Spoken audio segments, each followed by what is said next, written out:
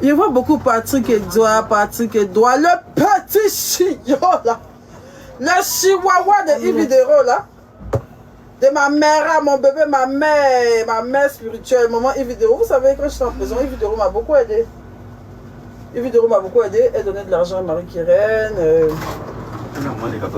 Elle donnait de l'argent à Marie-Kérène. Elle était là pour moi. Elle m'écrivait tout le temps. On faisait des appels vidéo même avec certaines d'autres femmes détenues. Elle m'apportait beaucoup son soutien. Elle m'apportait beaucoup son soutien. Quand je suis sortie, bon, elle voulait qu'on fasse une émission. Elle voulait même que je travaille. Comme chroniqueuse sur son émission. C'est que j'ai beaucoup aimé qu'elle me fasse confiance à la sortie et tout ça. Elle m'a donné des conseils que je n'ai pas forcément écoutés. Ma sortie, mais de toute façon, j'ai fait, elle ne voulait pas que je fasse comme ça. Elle voulait que je sois dans mon coin et puis après je sorte. C'est ce que je devais faire. Franchement, c'est ce que moi-même j'ai vu des gens qui l'ont dit. La grande soeur, je crois, qu'on appelle, tu m'appelles ça. Qui m'a beaucoup soutenu. Donc voilà.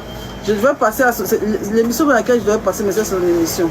Mais je pense qu'elle est un peu fâchée avec moi parce que je ne suis pas allée dans son émission la première.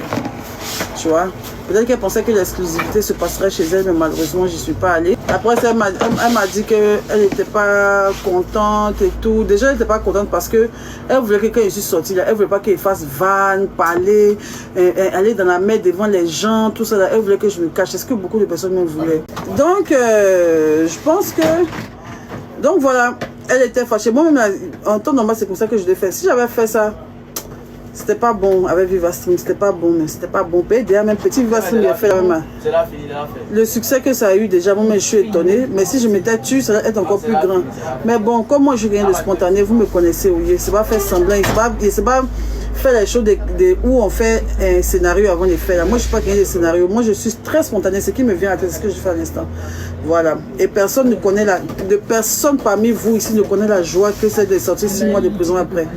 Donc personne ne peut me donner conseil dessus. Je vois des gens qui disent, oui, quand tu sortais là, quand tu sortais de prison là, fallait faire ça. Quand tu sortais de prison, fallait faire ça. Tu es déjà sorti de prison, madame, monsieur. Tu es déjà sorti de tôle. Tu sais comment on sort de prison, comment on se comporte. Tu as déjà vécu ça. Tu n'as jamais vécu quelque chose, je vais venir expliquer. C'est pas facile. Je suis contente de voir le monde, je suis contente de voir dehors. Tu me dis non, et quand serait mon visage partir à la maison, tu es malade. Je ne veux pas serrer mon visage partir à la maison, je suis heureuse en fait. Enfin bref. Et donc, j'ai dit que je ne voulais pas faire l'émission maintenant et qu'il fallait que j'attende un peu. Et c'est pas la seule, toutes les émissions m'ont appelé. Il n'y a pas une télévision en Côte d'Ivoire qui ne m'a pas appelé. Toute la télévision de la Côte d'Ivoire m'ont appelé.